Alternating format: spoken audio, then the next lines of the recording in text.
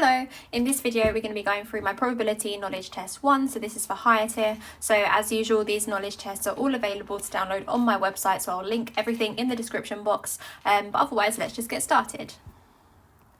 So this first question here is a relative frequency question. So it says a box contains pens that are blue, red, green and yellow. The probabilities of picking each colour are shown in the table. There are 7 yellow pens in the box, so we need to work out the total number of pens in the box in total.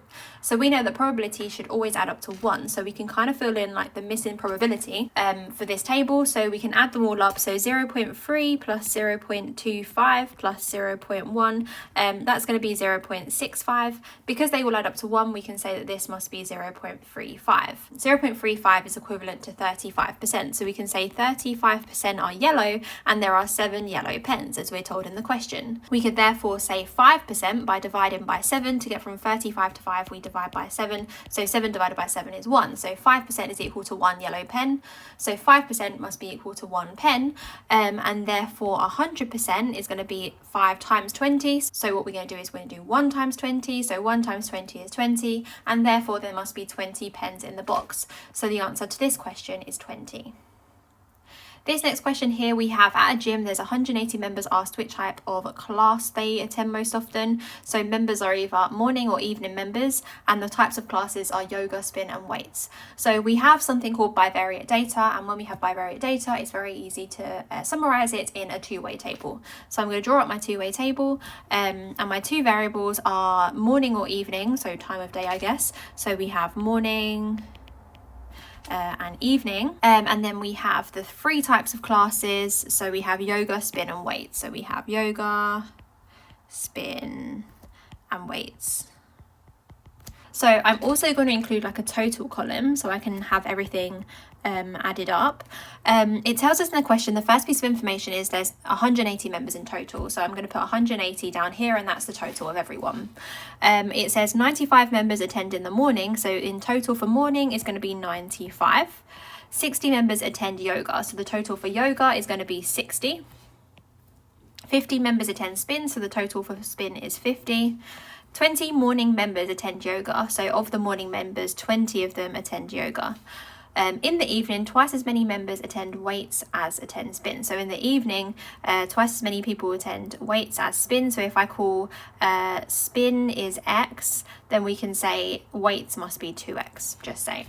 So now we can start to fill in the rest of the table. So if all of these add up to 180 and we have 60 and 50 for yoga and spin, we can work out what weights must be in total by subtracting 60 and 50 from 180. So I can do that, I end up with 70.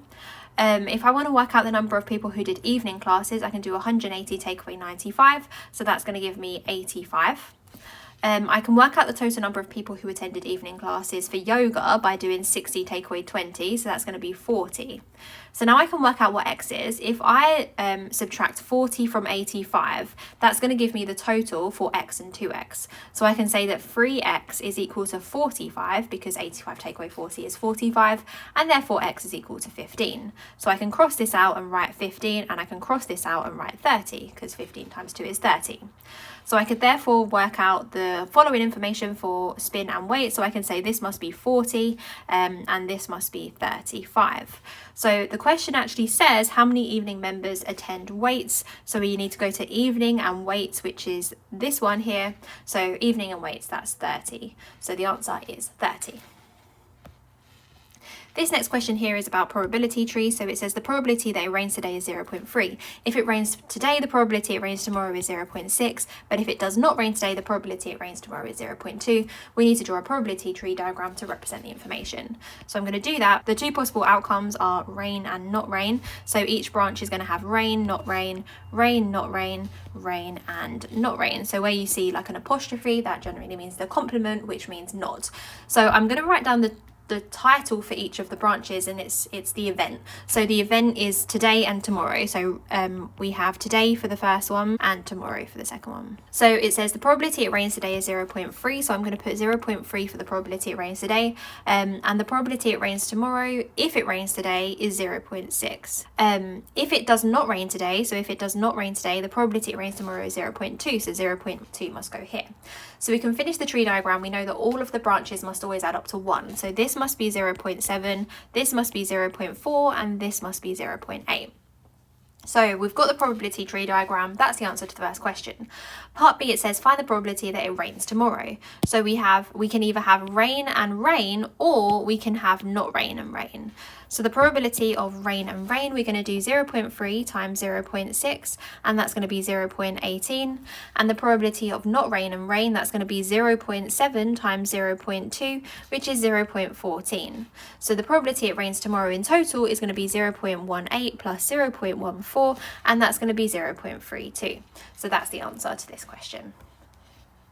This next question here, we have at a cinema, 70 people were asked which snacks they like out of popcorn, nachos and sweets. We have the following information and we want to work out how many people like exactly 2 snacks. So to do this, I'm going to draw a Venn diagram. So I'm going to draw a Venn diagram. There's 3 different snacks involved. So I'm going to draw that out like this. And I'm always going to remember my box because the box represents the sample space. And so you always need to have a box. So we have popcorn, nachos and sweets. So I'm going to put P for popcorn, N for nachos and S for sweets. So it tells us 35 people like nachos, but that's not really very useful at this moment because we don't know of those 35 people how many of them like sweets and how many of them also liked popcorn. So that's not information, that's not useful yet, that's not useful yet either. It says 18 people like popcorn and nachos, but again, we can't really do anything with that because we don't know how many people also like sweets. So we can't do anything with that yet. We can't do anything with that yet or that, but we can do, so the next one, it says 5 people like all 3 snacks. So that means that 5 goes right in the middle. So we can tick that off. And then the last sentence, it says everybody liked at least 1 snack. So that tells us that nobody didn't like any of them. So that means that on the outside we have a 0. So that's fine. So now we can kind of go backwards. It says 12 people like nachos and sweets. So nachos and sweets is here and there's 12 people in total. So that must mean that just nachos and sweets must be 7 because we've already counted the 5 of them who like all 3. So we've dealt with that now. It says 15 people like popcorn and sweets. So popcorn and sweets is over here. So if 15 people like popcorn and sweets, we've already counted 5 of them. That must mean that 10 are going to be over here. It says 18 people like popcorn and nachos. So popcorn and nachos, that's going to be these people here. So it says 18 people liked both of those. We've already counted 5 of them. So that must mean that 13 are going to go over here. So now we can go back to our original thing. So 35 like nachos. So if we say this whole circle needs to add up to 35, we can simply subtract 13, 5 and 7 from 35. So if we do that, we end up with 10. So 10 is going to be just nachos. And we can also say because 30 like sweets, we can subtract 10, 5 and 7 from 30. 30 minus 10 minus 5 minus 7. So if we do that, we end up with 8. So there's going to be 8 people who just like sweets. And then we can work out the number of people who like just popcorn by subtracting everything in the Venn diagram from the 70. So we can do 70 minus 13 minus 5 minus 10 minus 10 minus 7 minus 8. And if we work that out, we end up with 17. So this is going to be 17 here. So it says how many people like exactly 2 snacks. So the people who like exactly 2 snacks are the ones who are in these circles here because they're the ones who just like either popcorn and nachos or popcorn and sweets or sweets and nachos. So we're going to add up those 3 numbers for the final answer and it's going to be 17 plus 10 plus 8. So that's going to be 35. So the answer to this question is 35. And well done if you spotted that mistake. I've just added the complete wrong numbers. I should have added 10, 7 and 13 and the answer should have been 30. So well done if you spotted that very careless error. This next question here, we have a scientist is studying beetles and 80 beetles are caught, marked and released. Later, 100 beetles are caught and 25 are marked. We need to work out the total number of beetles. So it says 80 are caught, marked and released. So of the total number of beetles in the place, we could say there's X of them in total and of X total beetles, 80 of them have marks on. So it says later 100 beetles are caught and of those 25 are marked. So we're going to assume that the proportion of marked beetles in the population is the same as the proportion of marked beetles in the sample. So we're going to say that's equal to 25 over 100. So 25 over 100 is 1 over 4. So if we want to work out X, we can simply times it by 80. So that's going to be 320. Another assumption made is that none of the tags wore off. There's a few different assumptions that you could have for this one. I'm going to put no marks wore off. So this next question here, we have a club has 25 members and 2 members are going to be chosen to represent the club. We need to work out the number of different pairs that can be chosen. So the club has 25 members, so there's 25 members to choose from for the first pair. And then for the second person, because one person's already been selected, there's 24 people to now choose from. So 25 times 24. However, we've double counted each of those possible combinations, because if we have member A and member B, this 25 times 24 includes the option where we have B and A, which is the same combination.